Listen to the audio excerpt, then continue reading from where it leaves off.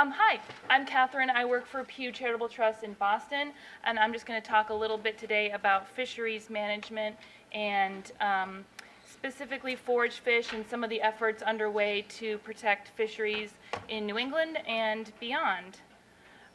So just a quick primer on managing ocean resources and managing fisheries.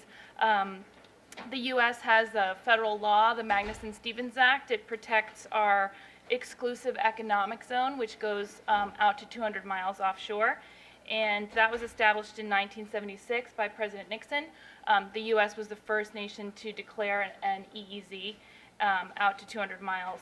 So the fisheries are managed by a combination of NOAA, which is under the Secretary of Commerce, the Commerce Department, the New England Fisheries Management Council. Each region around the country has a management council, and New England has one too, and we also have the Atlantic states, which manage the state waters on the East Coast. So New England has been fished for 200 years more, 1,000 years maybe.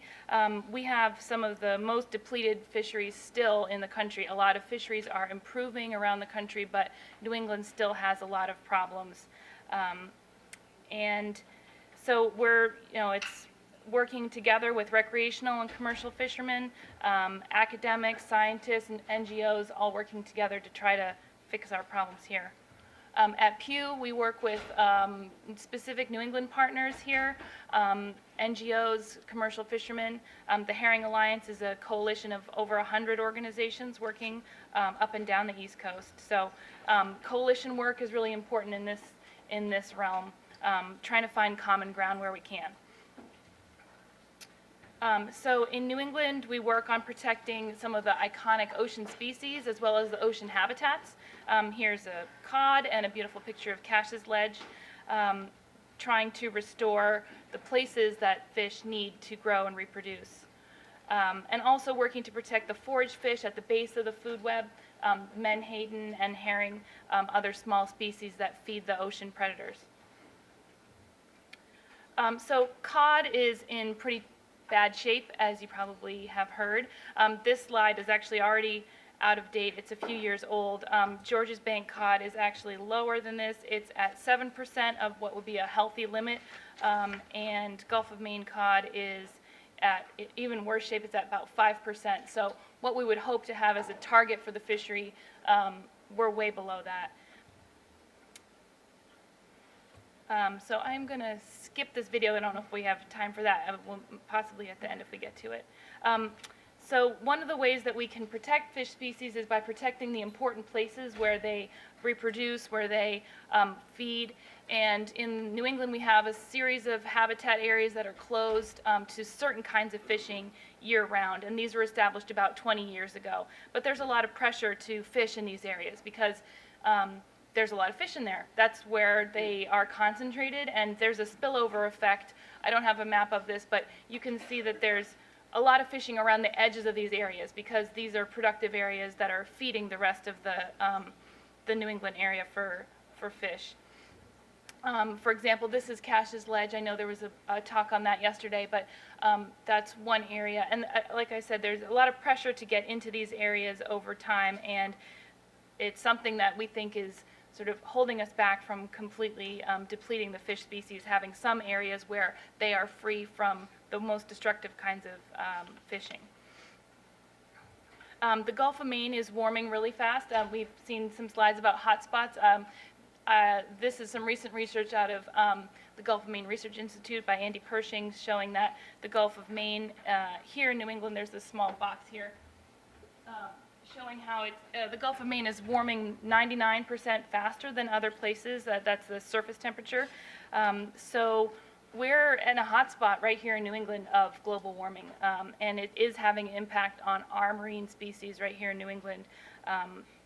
Fishermen are on the front lines of this. They're seeing it in the water, and the Fisheries Council and people who manage fisheries are trying to adapt as quickly as they can to these changes, but there's a lot of pressures both to fish some of these last places where there are remaining fish, and also to change the management to adapt to the changing climate. It's a really difficult challenge that's currently facing New England specifically.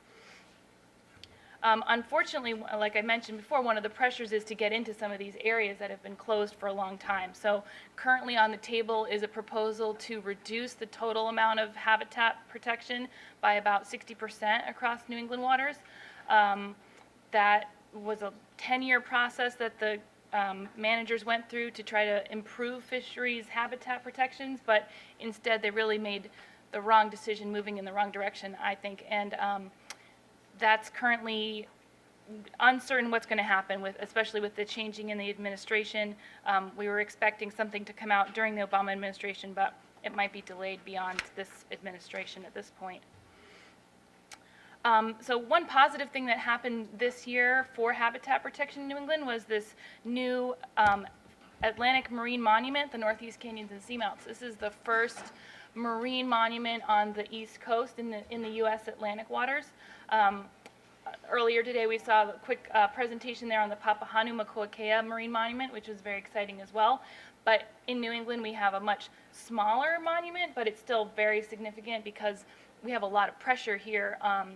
We're close to, I think, 25 million people between Maine and New York living along the coast. So even a small 5,000 square mile area where there's no human activity really going to be allowed except research and some recreational fishing, this is a really exciting step and something that a lot of us worked hard to have come to pass over the last year or more. So here's some of the examples of some of the beautiful creatures here in the canyons and seamounts are these deep sea corals that we heard about earlier today. There's some spectacular examples of deep sea corals right here off of New England, just about 150 miles offshore. Let's see what else we got here. Yep, some amazing creatures of the deep, anemones, all kinds of biodiversity in these canyons. And I didn't have time to get into too much detail on why, but it's partly to do with some of the upwelling that happens on a local scale there, with the canyons cutting deep down into the ocean plain with slopes along the edge where the deep sea corals can attach. So this is a really special part of our New England waters that we're excited to see protected. So switching gears, another way to help protect the marine ecosystem and maintain that biodiversity is protecting those small fish at the base of the food web, the forage fish. So they provide that link between the plankton and the predators. There's heavy pressure on both fishing for the predators and fishing for the forage fish themselves. So both making sure that we set catch limits that are protective of the predators, but also make sure that we're not fishing too many of those smaller fish out of the ocean as well. And also not just too many of them at any particular, across the whole species, but in the times and the places that the predators need them. Puffins nesting in the Gulf of Maine are on the edge of survival up there, and if they don't have the right kind of fish at the right time of year, they don't have a successful breeding season. A few years ago, and I think even this year they had an example where when it gets too warm, the mix of species that the puffins are able to catch isn't the right mix. They end up catching, the adults bring back these larger fish back to the nests, and the chicks aren't able to eat the larger fish. So they really need a very specific kind of fish at the right time of year to make those predator populations successful. And same with whales that come into the Gulf of Maine, come into New England waters to feed during the summer. Another really interesting forage species are river herring. These are anadromous fish like salmon that come from the ocean waters into the rivers in the spring to spawn. River herring, unlike salmon, they survive through their spawning. They go back out to sea. So they have this migration, it's been talked about a couple times today, where they bring those nutrients from the ocean waters into the rivers and are an important driver of biodiversity. And we've lost a lot of that. River herring populations used to be in the hundreds of thousands in New England and across the East Coast, and they really, they're very depleted at this point. yes, this says 99% decline in Atlantic, in river herring, which are two species. This shows shad and river herring, so it's several species going on here, but a huge decline in our coastal populations of these forage fish. So there's a lot of pressure on the remaining forage fish that are out there, like Atlantic herring, which are in decent abundance, but there's a lot of pressure from predators and from our fishing of these species. So there is a small fishery for river herring in Maine. I think that another speaker later is going to talk specifically about river herring for a while, so I won't get into too much detail there. But one big problem that hasn't been addressed, although over the years we've done a lot of work on improving the pollution in our waters and taking down dams, but river herring, because they go out to sea and they mix with ocean animals, with Atlantic herring, which are out in the ocean, they get caught in our commercial fisheries. So although they're very depleted and you can't even possess one river herring in Massachusetts, you're not allowed to even have one in your freezer from 10 years ago. Out at sea, thousands of pounds are being caught just as bycatch. So that's not really being addressed by federal fisheries managers. And people care a lot about river herring. People care a lot about this heritage that we have as a coastal community and as the important driver of the ecosystem in the rivers. So people will lift the river herring up over dams to help them get to their spawning grounds and are putting a lot of energy into restoring river herring. And yet at sea, they're not well managed when they are out at sea. So here in New England, we have a large industrial fishery that targets Atlantic herring. These are large trawlers, 150 feet long. They tow a large net between them. There's only a few, there's probably about 10 of these boats in New England, but they catch a huge volume of fish. And the Atlantic herring fishery is just not really well known outside of the fisheries management world, but they are doing, and they've only been around for about 20 years. They came into New England waters in the early 90s. So they have a lot of problems. There's not a lot of observation of what they are catching. They have bycatch issues where they're catching river herring, they're catching other things in their net. So we're concerned about accountability in that fishery, and so are a lot of other recreational and commercial fishermen as well. And just this year, I mean, they have a lot of power politically, I have to say, and this year river herring, they have a cap on the number of river herring that they're allowed to take, those really depleted ones.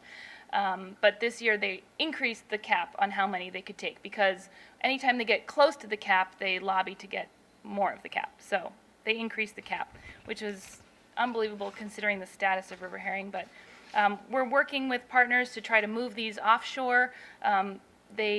There's proposals on the table that they would only be able to operate further offshore, possibly reduce their impact on more sensitive coastal populations. But currently, these boats are coming in within 3 miles of shore. And we're also working to make sure that we leave enough of these important forage species. Specifically right now we're talking about herring and menhaden, because those are really big industrial fisheries. Leave enough of those in the water so that not only will those populations sustain, but that we can understand a bit more about how much we need to leave in the water for predators. Right now fisheries are just managed sort of one species at a time, and we determine how many Atlantic herring we can take out of the water so that we don't crash the Atlantic herring population. But we don't really spend a lot of time thinking about how many we need to leave in for whales, for striped bass, for birds.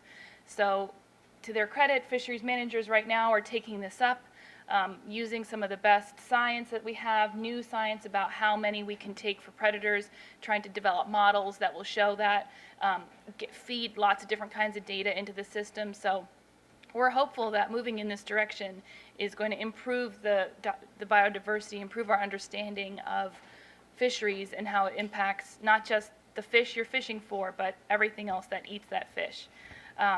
And actually right now for menhaden, there's a public comment period. I know we talked about menhaden earlier today. Public comment period, and I have some information about that if you're interested. But we're asking those fisheries managers to use this new science to improve management and think about the whole ecosystem. So I think they're moving in that direction, so that's a positive thing and something that would be really historic. And this goes to the idea of fishing, of managing fish as part of the larger marine ecosystem, ecosystem-based fisheries management. It's something that's been talked about since the early 80s, but it hasn't really been implemented. It's implemented one step at a time, which is good. Habitat protection, protecting forage fish, it's all part of it. But really taking a new look at the way that we manage these marine ecosystems, marine fisheries, and thinking about them in concert with each other. It can get complicated, but I think it's something we can do, and there's really good people working on it, so this is a positive step and something that it seems like the federal government is committed to working towards. So that is the end of my presentation. I have a little time for a video if you want to see a video later. We're kind of behind schedule, so. Okay, that's fine. Thanks.